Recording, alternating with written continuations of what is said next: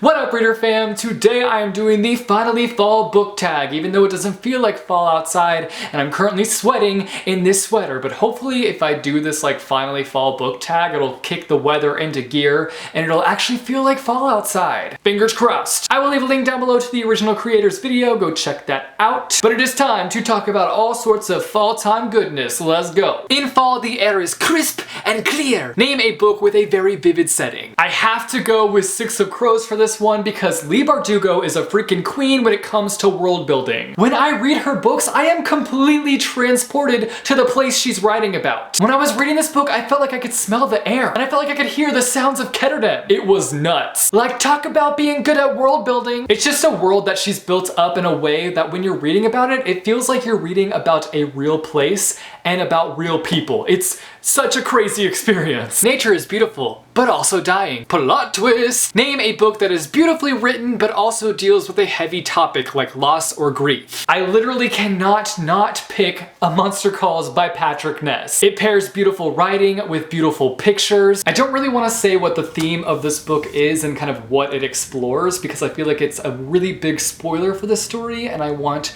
you guys to just go and read this for yourself and experience it for yourself. And I feel like even the description itself really just like gives away the story. So I'm just gonna say that this story is about this boy named Connor who has a monster visit him in the night and it takes him on this really unexpected journey. It's honestly such an impactful masterpiece and this is a book that you'll finish and you'll just be like, wow, this book is gonna be one that sticks with me. Fall is back to school season. Ugh. Share a nonfiction book that taught you something new. So I don't really read that much nonfiction. I've only really read like 2 nonfiction books in my life, but there's one that I started a few years ago that I haven't completed yet, but I want to complete in the future, so I'm just gonna talk about that one. And that is Starting Point by Mr. Miyazaki. If you have no idea who Mr. Miyazaki is, and the reason I'm calling him Mr. Miyazaki is because I don't know how to pronounce his first name, but he is the person behind all those amazing Studio Ghibli films. So like Kiki's Delivery Service, Spirited Away, My Neighbor Totoro. He is the mastermind behind all of those animated films. And I picked up this book because I really wanted to learn more about his life. I find him to be just such a fascinating person and I really think that he is a masterful storyteller, so I really wanted to kind of find out more about his thought process and more about where he came from, and that's what this book does. So I really wanted to pick this up and kind of learn more about how he became the incredible storyteller that he is today. In order to keep warm, it's good to spend time with people we love. Name a fictional family, household, or group of friends that you would love to hang out with. Get ready for a big eye roll. The Peculiars! Honestly though, this is the friend group that I would most love to just spend some time with. I don't even have to be a part of their friend group. If they would just let me spend a day with them, that would be enough for me. Something that I love about this group of misfits is that their uniqueness is what brings them together. They don't judge each other. In fact, they love each other because of their differences and how unique they are.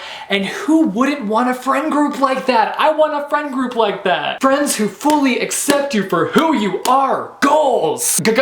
Goals! Why can't we be friends? Why can't we be friends? 'Cause you're fictional. I'm gonna go cry now. The colorful leaves are piling up on the ground. Showcase a pile of fall-colored spines. Oh, what do you know? It's like I was prepared for this question with all these orange spines over here. Oh, let's get a nice close-up on this.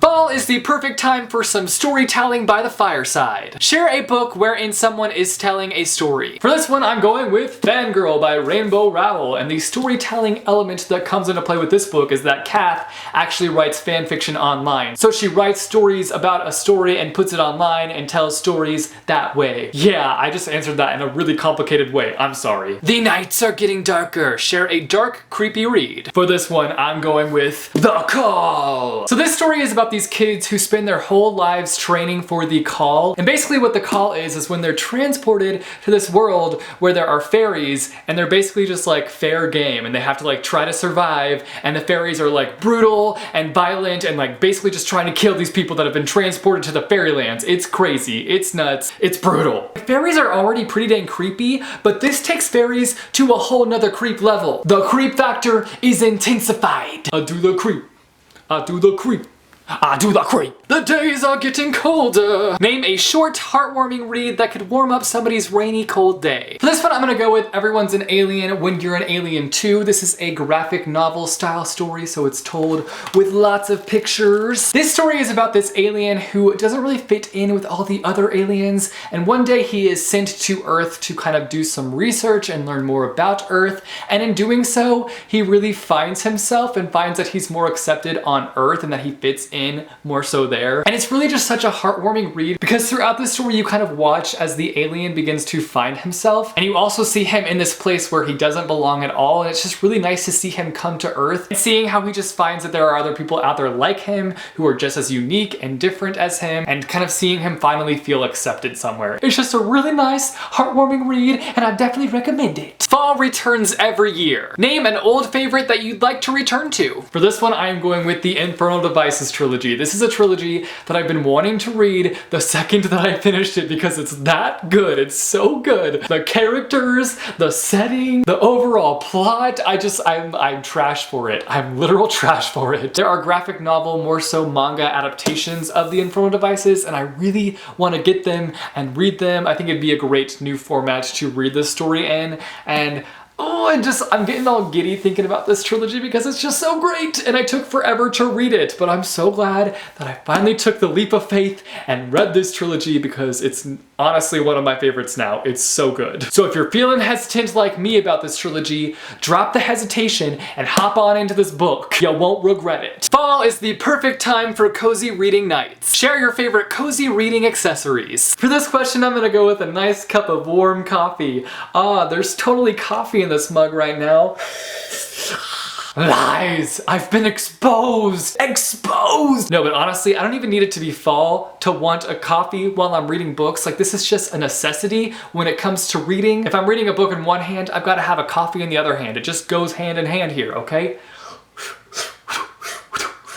They just go together like peanut butter and jelly. Spread the autumn appreciation and tag some friends. I feel like everyone on BookTube loves fall, so if you're a booktuber watching this video and you love fall, consider yourself tagged. Now I want you guys to answer a question down below in the comments. You guys should let me know down below in the comments a book that you associate with fall. Not because it's a fall time book necessarily, but a book that you read in the fall time and you just can't not link it with fall now. Let me know what that book is down below in the comments. If you like this video, be sure to give it a big thumbs up. I post videos frequently on this channel, so if you want to be notified as to when I post new videos, be sure to go and hit subscribe or go and click the little bell icon and you'll be notified as to when I post new videos. Thanks for watching, guys, and I will see you soon with a new video. Bye, chew.